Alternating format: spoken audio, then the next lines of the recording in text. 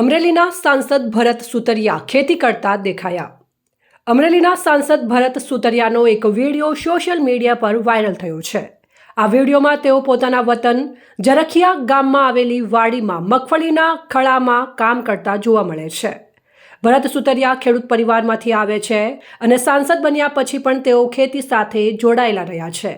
તેઓ સામાન્ય ખેડૂતની જેમ જ ખેતીકામ કરતા હોય છે. ગુજરાત અને સૌરાષ્ટ્રના ઘણા રાજનેતાઓ પોતાને ખેડૂત ગણાવે છે, ત્યારે ભરત સુતરિયા વાસ્તવમાં ખેતી કરતા જોવા મળ્યા છે.